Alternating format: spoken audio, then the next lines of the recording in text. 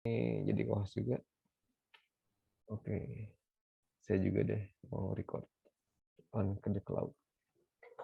Oke. Ya, bismillah. Terkait yang tadi ya, pendahuluan tentang GRK dan permen LHK dan inventarisasi gas rumah kaca. Coba saya cek dulu di siap.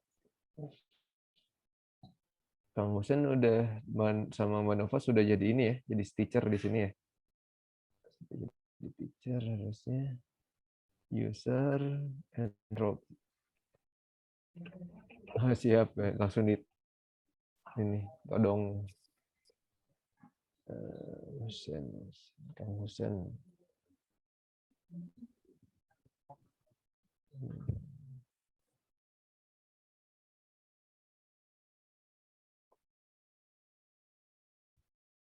Fine.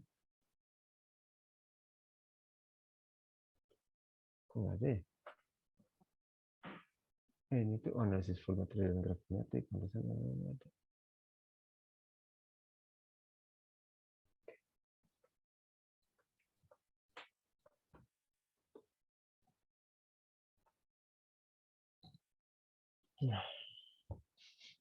Ngap juga ya? Ya.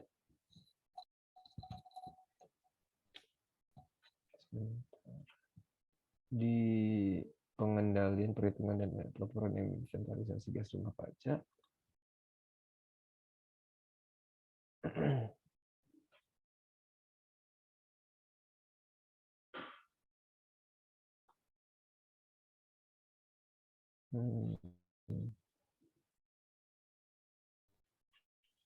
Bidang bentar, ini tuh tadi apa ini? Pendahuluan tentang GRK permen LHK. Permen LHK.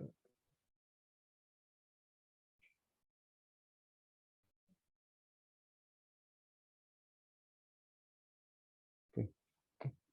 Kalau dari teman-teman D4 ini ketika tahu apa peraturannya ini enggak pernah baca-baca enggak peraturannya? Barangkali Adiah dan Dani itu pernah baca-baca tentang peraturan yang terkait tentang ini apa namanya perhitungan gas rumah kaca dan pelaporan itu. Kan di situ ada Paris Agreement juga, kemudian diturunkan jadi ini ya, ada yang di Indonesianya. Nah, gimana itu? Dia, bagaimana dia? Barangkali pernah baca gitu? Di landasan hukum ya Pak ya? Betul. Kan di situ ada peraturan Menteri LHK ya. Peraturannya itu P73 Menteri LHK Setjen yang itu tentang pedoman penyelenggaraan dan pelaporan inventarisasi gas rumah kaca. Tapi sebenarnya di dalamnya tuh apa gitu kan. Kemudian ada juga yang tentang baku mutu emisi sumber tidak bergerak gitu ya. Kalau misalkan tidak bergerak, ada yang bergerak dong ya.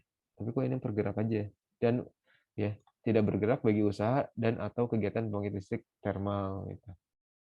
Ini kan ada macam-macam ya landasan hukumnya gitu. Landasan hukum. Barangkali pernah ini ngepoin itu peraturan barangkali. Ngepoin peraturan. Barangkali kalau dari Kang Hussein sendiri mungkin bisa ini kasih pandangan gitu, Kang Hussein, mangga. Oke Pak, siap. Ini kita bahas dari mana dulu ya Pak ya? Kalau sesuai yang tadi kita bahas berarti tentang pendahuluan GRK dan permennya. Oke siap Pak. Ya. Ya berarti kita mulai ya. Bismillahirrahmanirrahim. Assalamualaikum warahmatullahi wabarakatuh. Waalaikumsalam warahmatullahi wabarakatuh. Ya, terima kasih ya kepada Pak Ari yang sudah memberikan kesempatan buat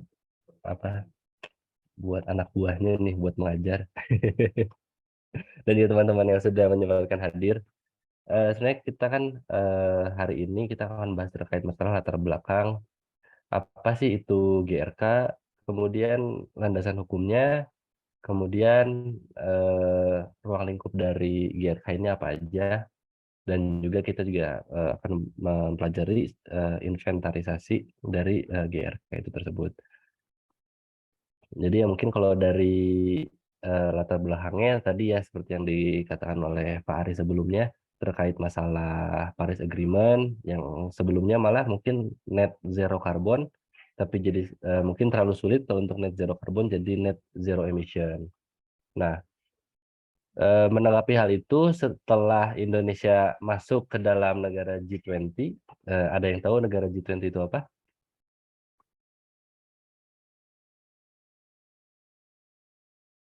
Ya, G20 itu jadi ya negara yang menengah ke atas ya, negara maju. Hitungannya mungkin negara maju ya. Ada lagi nanti G7, ada G8.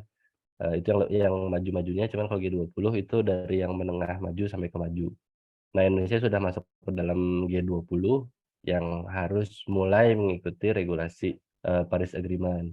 Makanya dengan hal-hal perjanjian tersebut, akhirnya Indonesia pun membuat beberapa aturan-aturan seperti yang kalau misalnya di buku pedoman yang diterbitkan oleh Kementerian SDM ini banyak turunan hukum-hukum yang memang bisa digunakan dan diundangkan maupun peraturan pemerintah oleh pemerintahan Indonesia dalam menanggapi hal itu.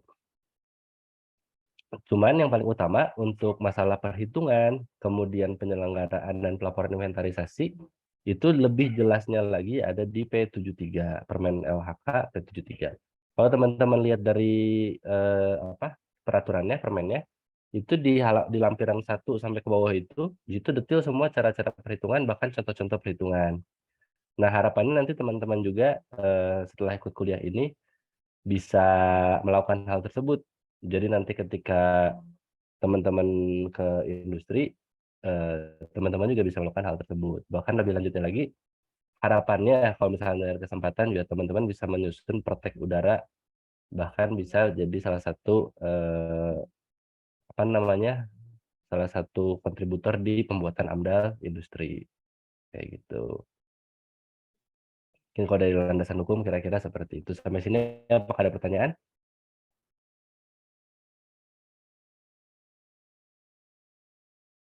Oke, Izin bertanya Pak, Bang. tadi yang mengenai Z-gentry atau apa ya Pak itu sebetulnya?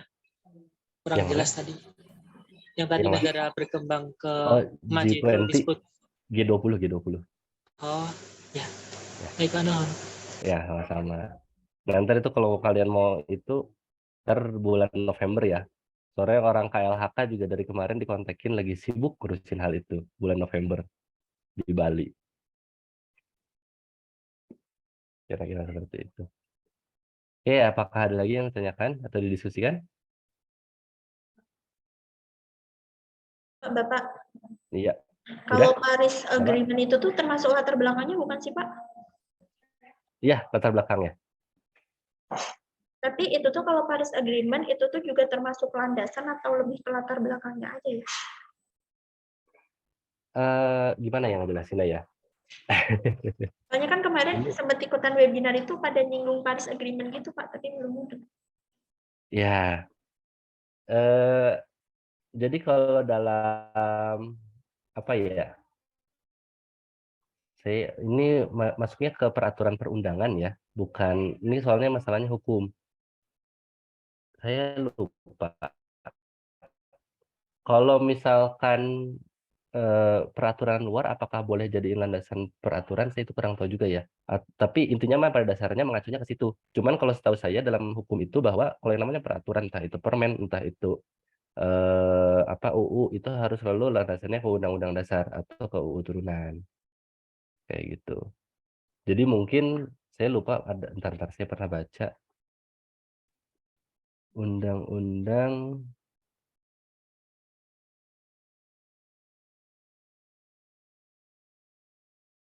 Oke, ini sebenarnya ada nih. Masuknya ke Undang-Undang Nomor 16 Tahun 2016, pengesahan Paris Agreement to the Nation Framework Convention on Climate Change. Nah, jadi di sini undang-undang acuannya itu ke sini, tapi berlandaskan latar belakangnya ialah Paris Agreement tadi. Itu ntar saya coba baca, menimbang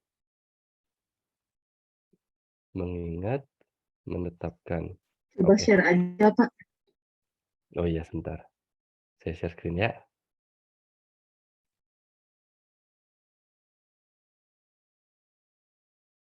Nah, sudah muncul? Udah muncul. Oh ya. Nah, ini jadi landasannya dari sini. Pengesahan Paris Agreement. Jadi ini kita bicaranya sekarang jadi topiknya hukum ya, bukan masalah kimia lagi. Bukan masalah GRK, tapi landasan hukumnya dari sini. Jadi utamanya kalau dari peraturan perundangan harus mengacu ke sini, tapi bukan ke Paris Agreement. Jadi yang langsung koneksi ke Paris Agreement adalah perundangan yang ini. Paham nggak maksudnya kira-kira?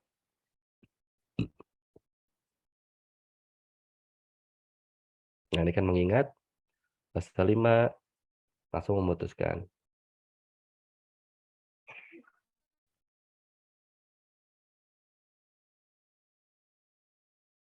Nah, ini penjelasannya kira-kira.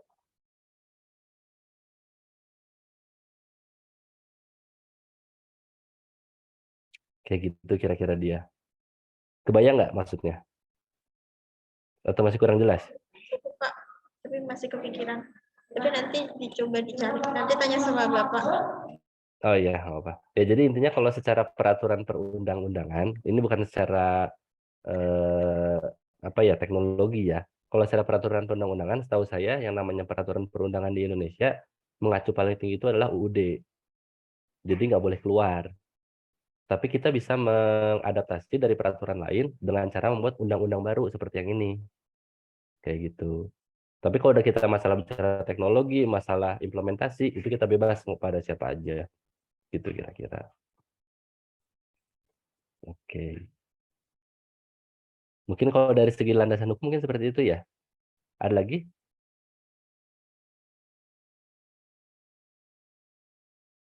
Kalau tidak ada lagi mungkin kita akan bahas terkait ruang lingkup. Mungkin Bu Nova mau menjelaskan terkait ruang lingkup dan inventarisasi GRK.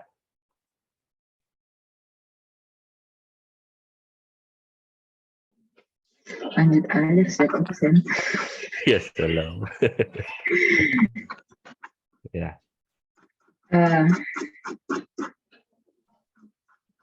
sok mangga Bu Nova.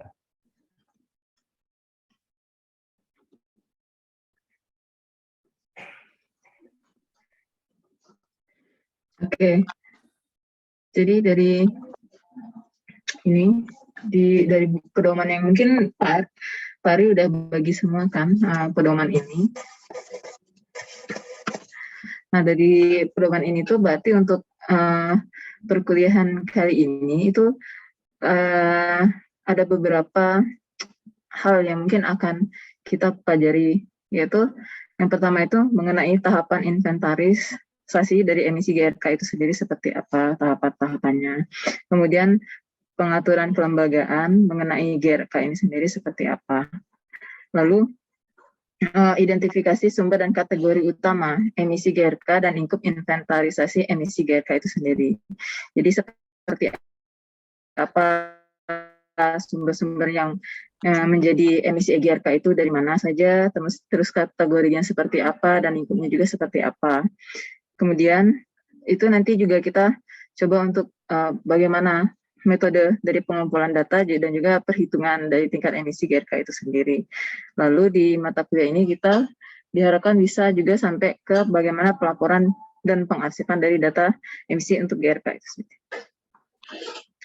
Sebenarnya itu sih. Jadi mungkin untuk di awal kita akan membahas mengenai tahapan-tahapan dari inventarisasi emisi GRK itu seperti apa.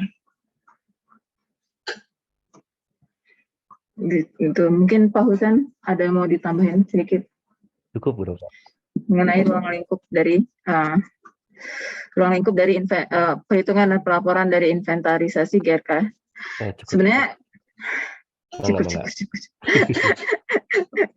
Jadi kan kalau dari sini kan terlihat bahwa bagaimana pedoman ini tuh ingin mengatur perhitungan pelaporan inventarisasi GRK dari bidang energi, kemudian bagaimana di bidang ketenaga listrikan dan juga pembangkit tenaga listrik.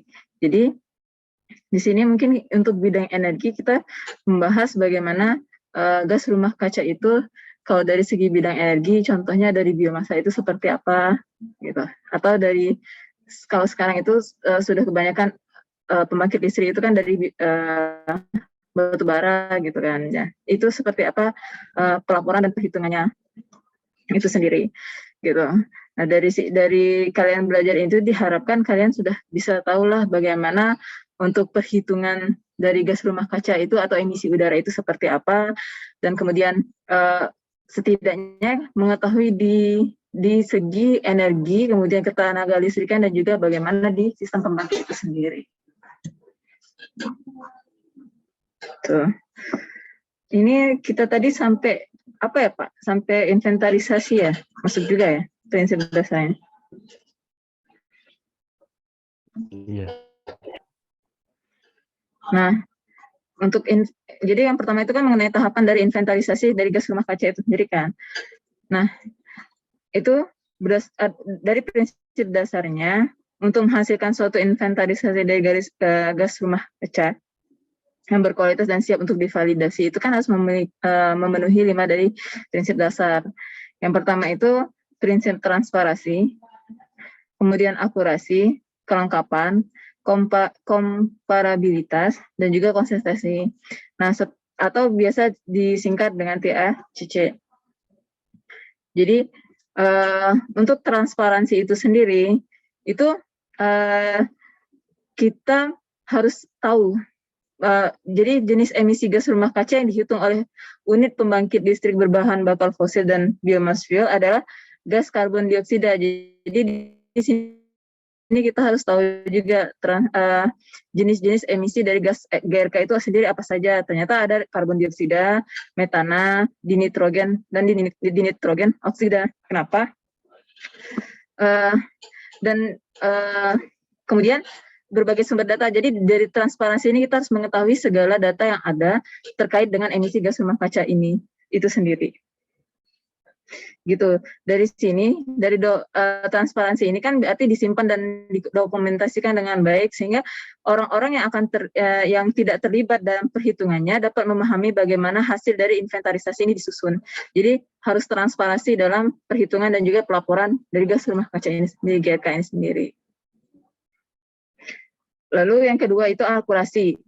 Nah, akurasi ini itu terkait dengan bagaimana cara kita menghitung dari emisi gas rumah kaca itu.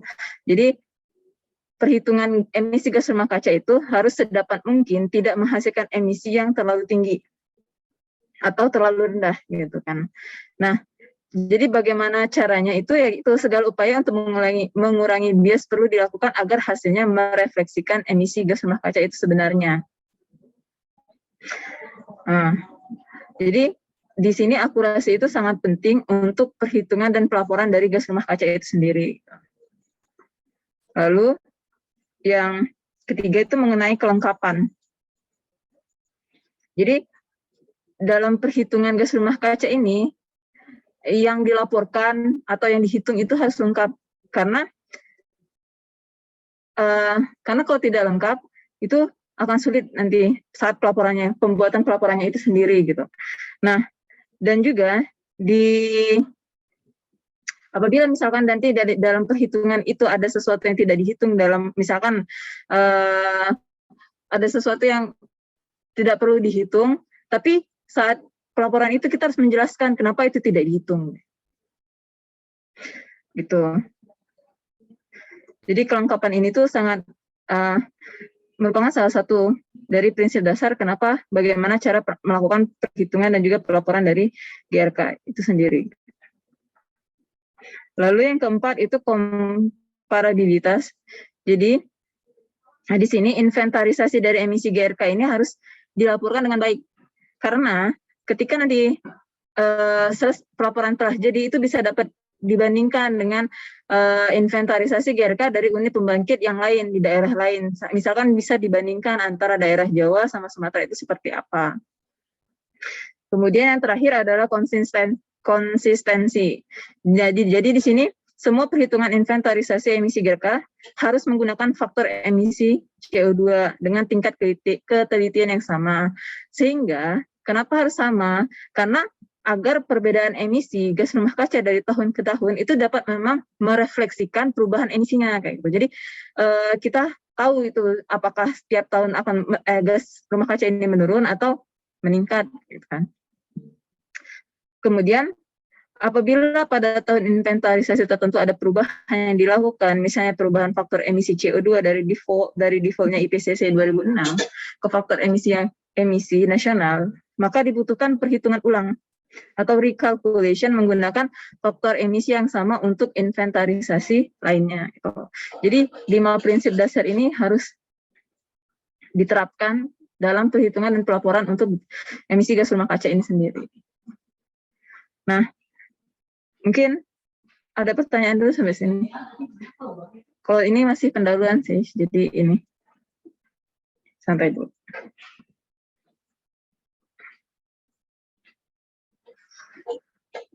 Seperti itu.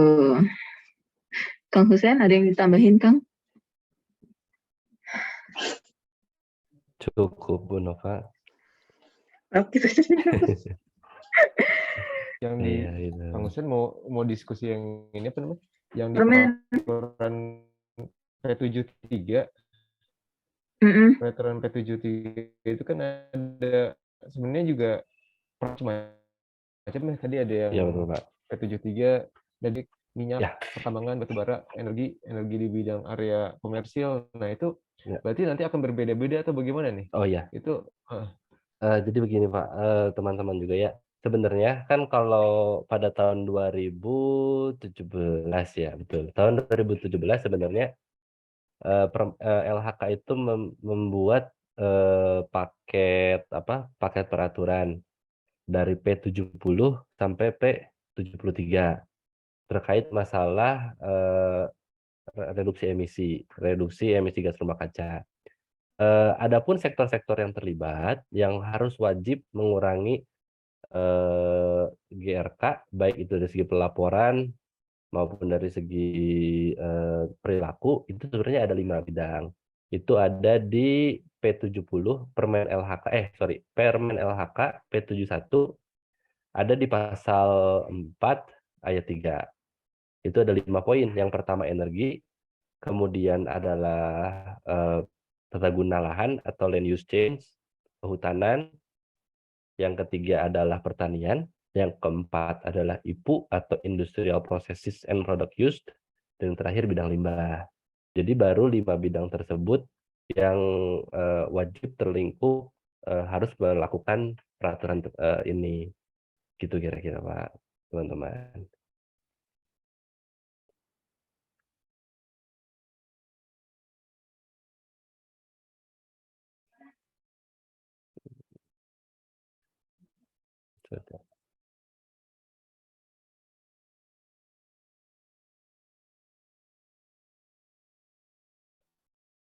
Jadi belum semua industri wajib ya. Kalau di pedoman yang LHK malah untuk yang IPU itu baru 2 sektor kalau tidak salah. Baru HNO3 karena bisa potensi menghasilkan N2O. Satu lagi itu adalah ada 2 kategori. Ada subsektor produksi asam nitrat sama subsektor reduksi CO2. CO2 itu dari semen blend atau pabrik semen, kemudian pabrik amonia dan juga pabrik baja. Itu.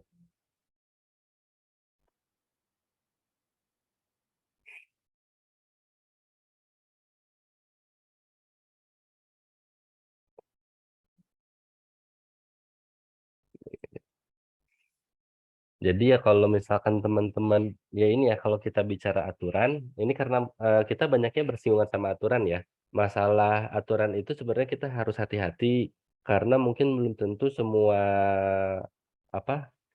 sektor itu diwajibkan. Contoh misalnya kayak gini, kayak pabrik petrokimia, pabrik urea apakah wajib? Itu belum tentu, bahkan mungkin tidak. Jadi teman-teman juga harus mulai banyak literasi terkait peraturan-peraturan tersebut. Jangan-jangan nanti teman-teman mencoba mengaudit, ternyata, oh yang itu mah belum perlu secara aturan. Tapi kalau teman-teman lakukan, ya silakan nggak masalah.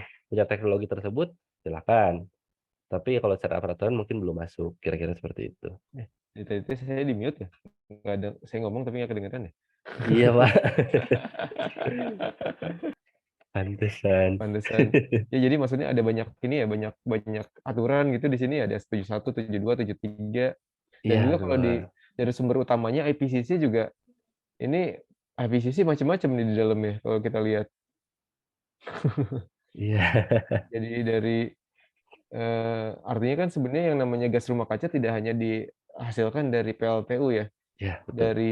dari pertanian juga bisa menghasilkan gas rumah kaca ya, kalau Iya. kita lihat dari sini. Terus juga sebenarnya ini lebih lengkap ya daripada yang diberikan di WhatsApp ya. Di situ sumber-sumbernya itu ada karbon monoksida, itu sudah ada kemudian metana, kemudian nitrogen oksida, nitros oksida ya, terus hidrofluorokarbon itu lebih di breakdown lagi di sini, banyak di sini. Terus perfluorokarbon ada macam-macam, CF4, C2F6 dan sebagainya. Kemudian ada juga ini ternyata nih, sulfur hexafluoride. Berarti kalau industri yang menggunakan ini bisa kena ya, harus menginventarisasi ya di sini.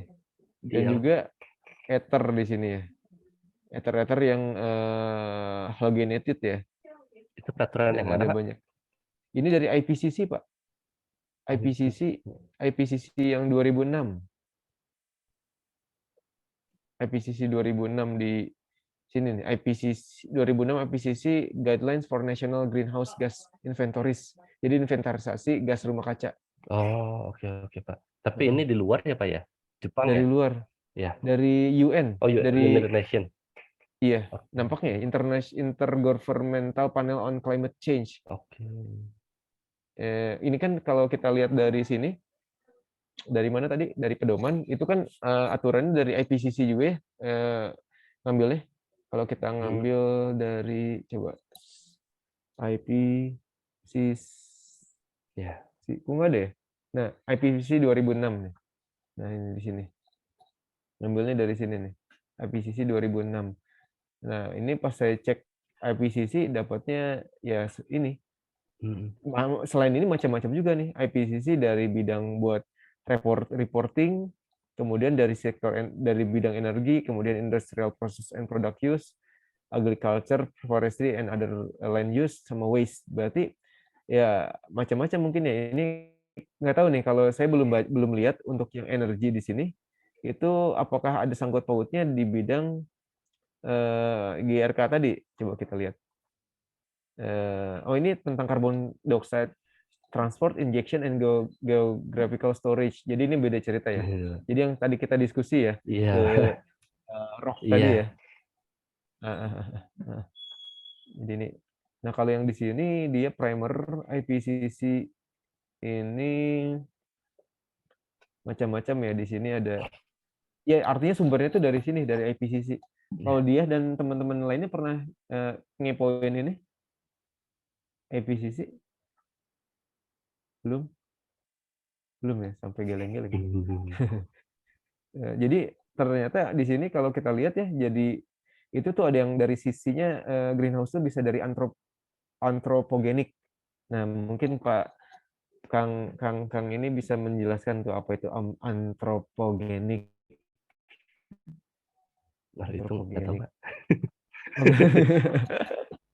Jadi kalau kita lihat di sini antropogenik itu emisi yang gas emisi, kita kan juga manusia bernapas ya, mengeluarkan apa coba?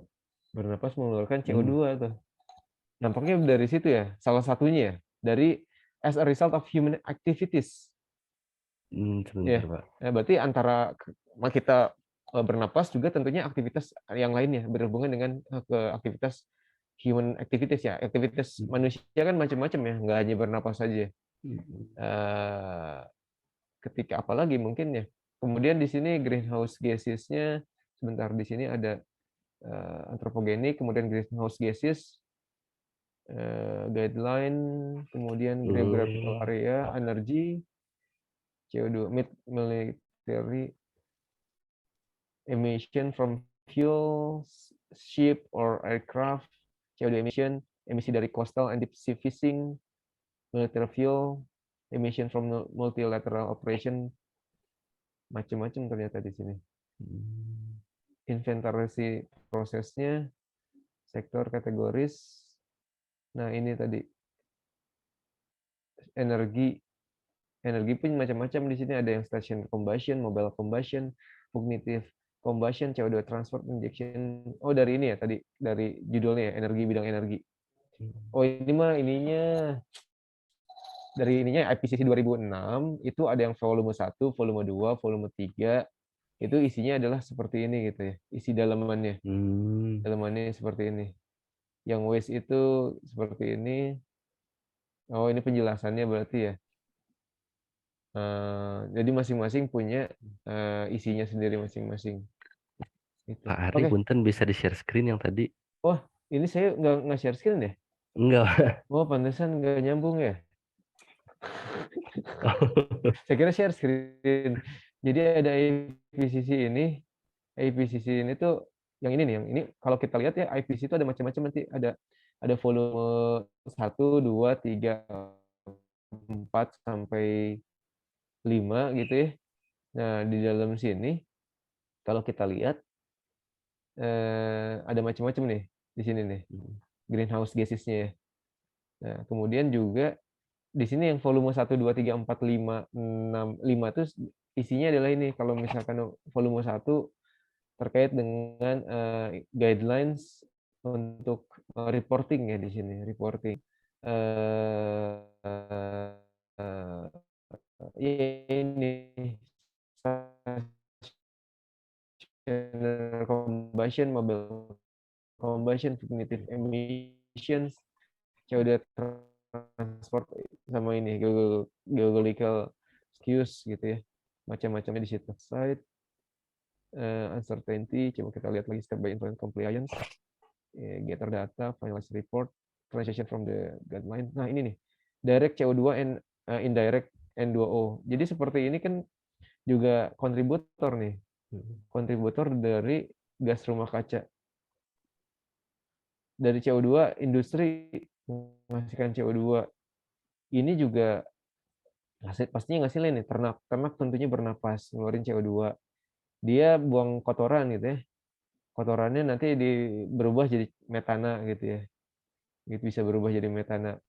Kalau hidrokarbon, saya nggak ngerti nih hidrokarbon. Oh, hidrokarbon teroksidasi di atmosfer ya. Akhirnya menjadi CO2 juga. Iya. Iya. Oh, itu baru tahu saya kalau hidrokarbon bisa teroksidasi di atmosfer ya. Gitu. Kalau NH3 nanti sama plus NOx ya, jadi N2O akhirnya indirect N2 emission. Jadi artinya beda industri akan beda lagi ya inventarisasinya ya. Inventarisasinya akan berbeda gitu. Seperti ini fotosintesis bakar-bakaran ngasilin ini tentunya. Oke. Ya tuh lanjut lagi Kang Husen, saya jadi share ini. Nggak apa-apa, bagus kan. Kalau dari dia, kemudian Cynthia, Rina, Dani, dan Decinta gimana nih? Bicara peraturan, ternyata peraturannya banyak ya kalau kita lihat dari ini, dari landasan peraturan itu diturunkan bisa banyak sekali gitu ya, landasan peraturannya. Dan macam-macam ini, bidang energi, pedoman ini ya, inventarisasinya.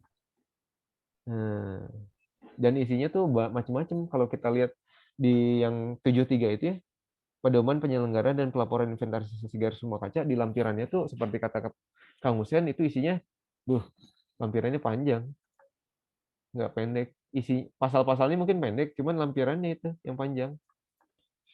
Kalau dilihat menyerap gas rumah kaca,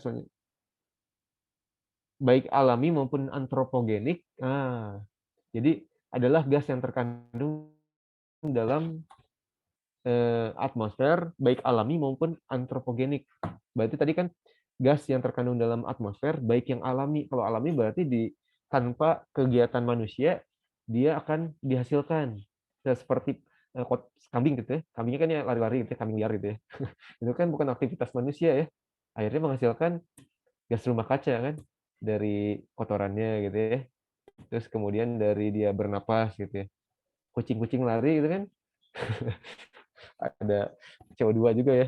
Kemudian tapi ya mungkin jumlahnya kecil gitu. Nah, kalau antropogenik jadi setiap kegiatan yang dilakukan oleh manusia begitu ya, berarti antropogenik.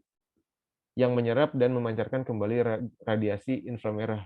Kalau dari P73 di pasal 1 ya. Pasal 1 yang poin 2. Kalau kita lihat gitu. Benar. Ini sih sebenarnya kalau sudah di bidang industri baca peraturan tuh memang penting ya. Penting kalau sudah di industri gitu karena kita harus taat pada aturan gitu ya. Sesuai dengan aturan apa enggak gitu. Nah, itu yang biasanya dari orang sains suka males. Suka males baca peraturan karena ya udah deh kayaknya gitu ya. Nah, makanya di bidang industri sendiri ada yang bagiannya memang ngurusin peraturan-peraturan gitu. Jadi ada bidang memang dia kerjaannya tuh mantauin peraturan gitu, peraturan pemerintah ketika ada sosialisasi dari KLHK dia ikut gitu. Jadi memang pawangnya peraturan nanti. Mungkin Kang Husen bisa cerita gitu ya dari sisi itunya. Oh iya Pak. Ya, memang kalau di industri memang ada orang khusus biasanya di bagian kalau masalah lingkungan ya yang biasanya sama KLHK itu di bagian EHS biasanya. Environment, Health and Safety atau ada yang nyebutnya HSE, ada SHE itu beda-beda. Iya. Itu memang ada orang khusus kayak gitu Pak. Iya. Gitu. Ya, itu dia barangkali mau berpendapat ataupun Cynthia mau berdiskusi. Masih jam 14.14. Gimana? Ini mumet atau bingung atau gimana?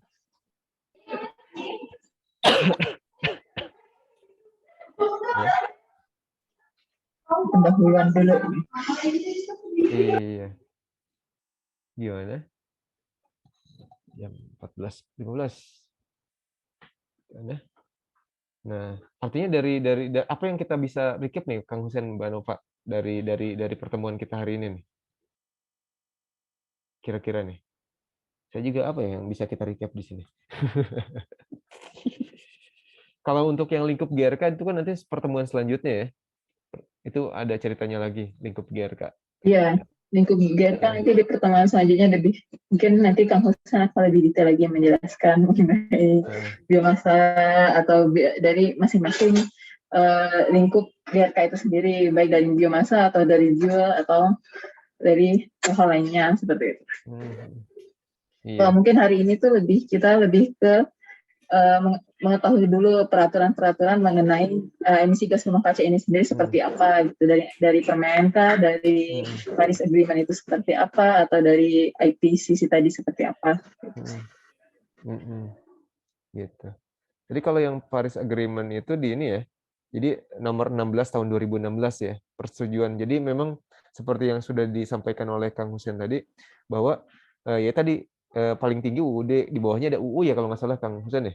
UU itu tadi yang mengesahkan tentang Paris Agreement, karena jadi Paris Agreement, oh dia ngacung, silakan dia. Dia angkat tangan, silakan dia, gimana? Oh tuh, ini dulu, konsolidasi dulu. Saya nanya Pak, nggak apa-apa kalau Bapak dulu. Nggak apa-apa, silakan. Dia dulu. Maaf Pak Bu, izin tanya. Jadi yang masalah tadi jadi keingat gitu. Berarti kan itu kan dalam peraturan dalam undang-undangnya itu kan juga tercantum Paris Agreement. Nah, berarti itu kita boleh kan ya masuk menggunakan Paris Agreement gitu. Terus kemudian sama tadi yang dijelaskan sama Mbak Nova yang mengenai apa itu namanya ruang lingkupnya, yang mengenai konsistensi. Nah, kalau yang pada kalimat ini Mbak izin tanya, soalnya agak pusing perubahan faktor apa itu namanya apabila pada tahun inventarisasi tertentu ada perubahan yang dilakukan. Misalnya perubahan faktor emisi CO2 dari default ABCC 2006 ke faktor emisi nasional atau faktor emisi setempat, maka dibutuhkan perhitungan ulang menggunakan faktor emisi yang sama untuk tahun inventarisasi lainnya. Nah, berarti kalau misalnya tiba-tiba perusahaan mengubah inventarisasinya dari satu metode ke metode lain gitu, berarti itu tuh nggak boleh atau gimana ya, Mbak ya?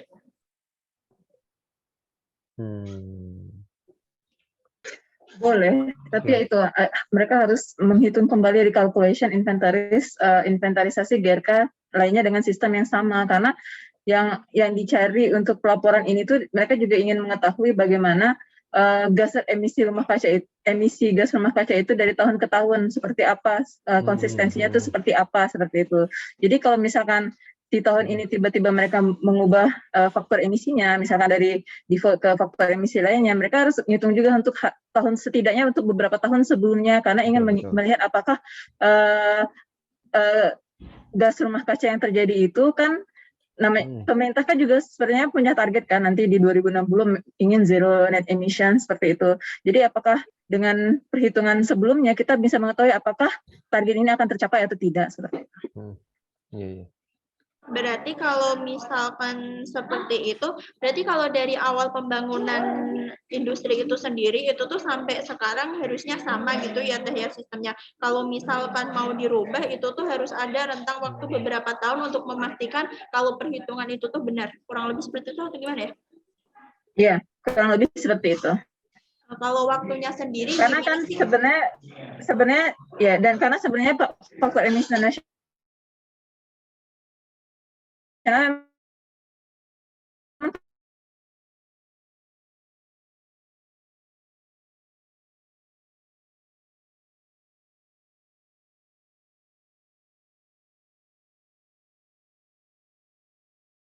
Ter2, ter3 ya? Iya, Apakah ada sangkut pautnya dengan itu ya? Karena kalau misalkan kita pakai metode yang berbeda, metode 1, 2, 3 kan tentunya hasilnya akan berbeda ya. Iya. Sehingga di sini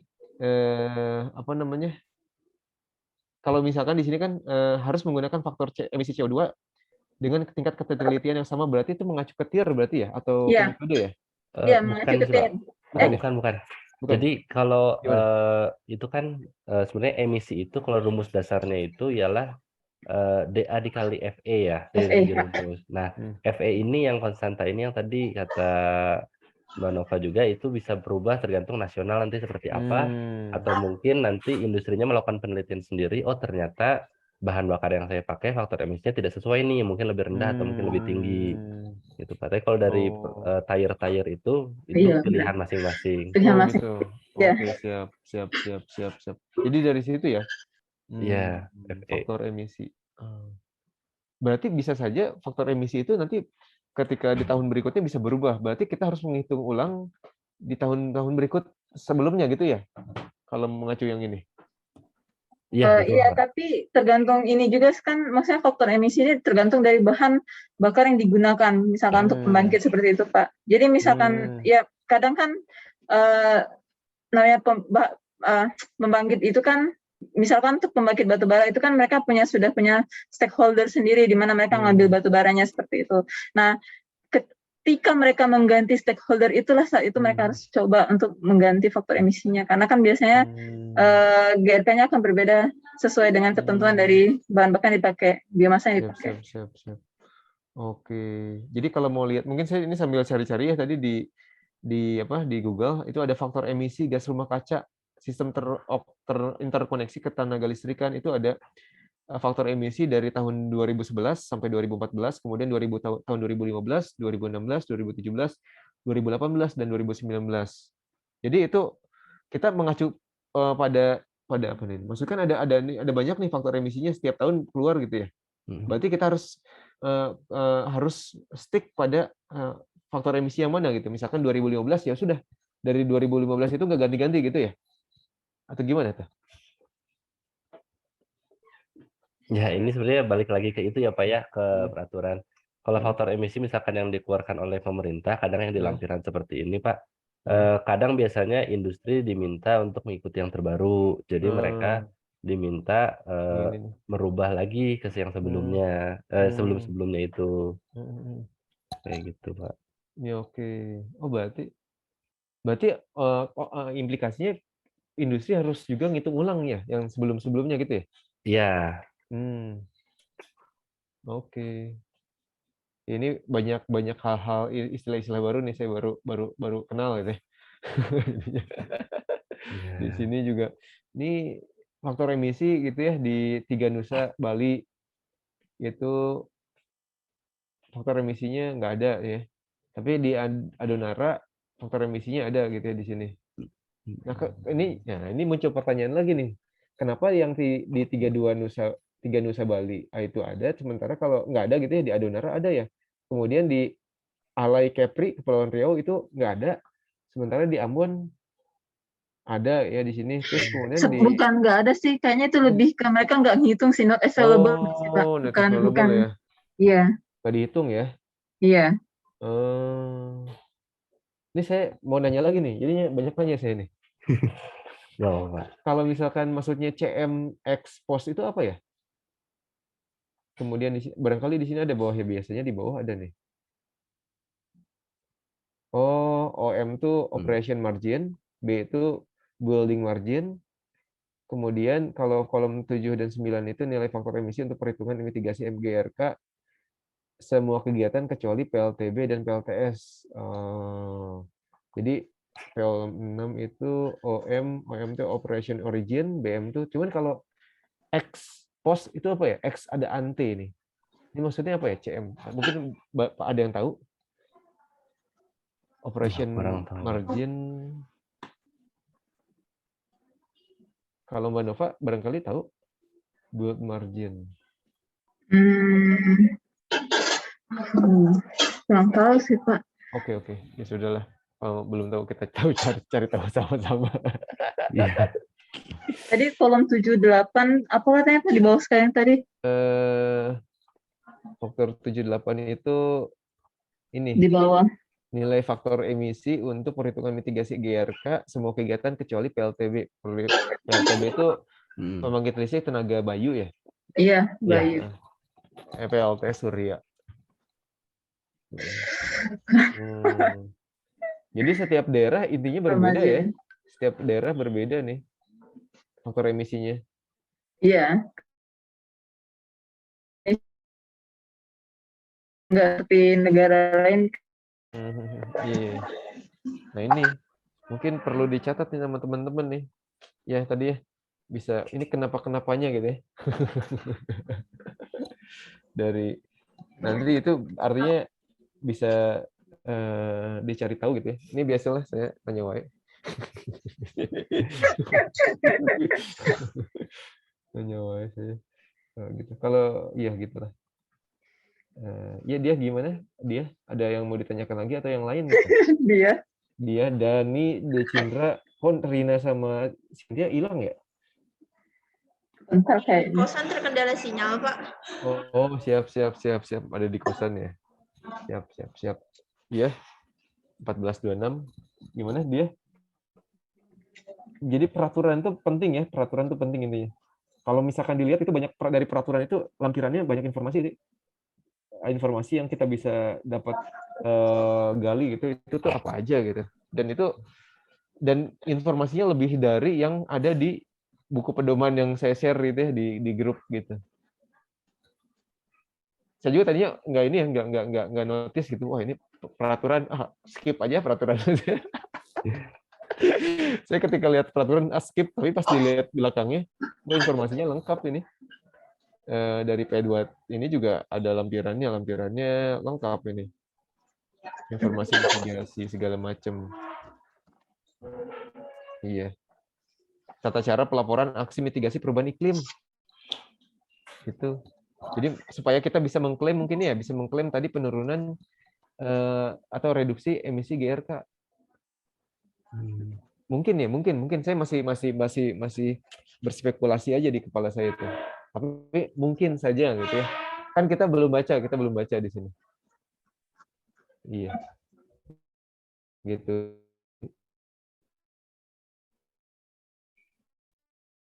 Iya. Ini saya jadi